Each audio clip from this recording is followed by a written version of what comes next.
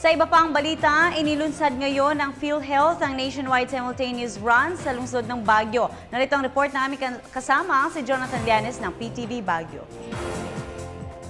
Ready, Check Up, Go!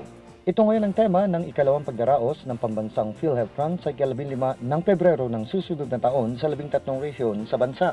Sa isinagawang paglulunsad sa summer capital ng bansa, sinabi ni Magnolia Del Rosario, Public Relations Officer ng PhilHealth Cordillera, na layunin ng nasabing hakbangin na palaganapin ang programang kalusugang pangkalahatan ng Administrasyong Aquino. Bukod pa dito ang layuning maiparating sa kamalayan ng bawat pamilya sa bansa ang kahalagaan ng maagang pag-agap sa sakit kumpara sa malaking gastusin na kakaharapin ng bawat mamamayang may sakit. Bakit po check-up? Ang check-up po is one of the banner programs of PhilHealth. Ang check-up po, ibig pong sabihin yan, pag sinasabi natin, nagpa-check-up ka na ba? Ibig sabihin yan, pumunta ka na ba sa Rural Health Unit mo? Pumunta ka na ba sa health facility mo? Nagpa-check-up ka na ba? So that's what we're trying to advocate here.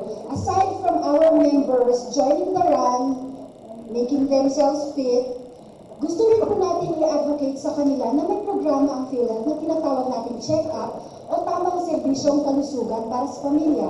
Kaugnay nito, napili ng PhilHealth Cordillera ang Northern Luzon Association for the Blind bilang benepisyaryo sa isasagawang PhilHealth Run 2015. Ang nasabing programa ng pamahalaan ay bahagi din sa mga aktibidad ng Baguio Flower Festival o panagdanya sa Pebrero ng susunod na taon. For the run next year, lahat po ng ma-raise nating pondo ay ibubuhos po natin sa ating beneficiary, which is the MLAM.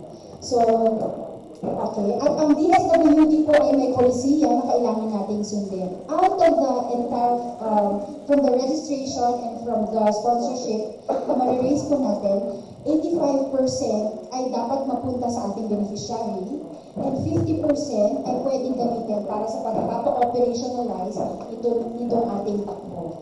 So, kung ano pa malilikom natin, 85% po of that would go to MLAM. Mula sa lungsod ng Baguio at para sa Telebisyon ng Bayan, Jonathan Llanes.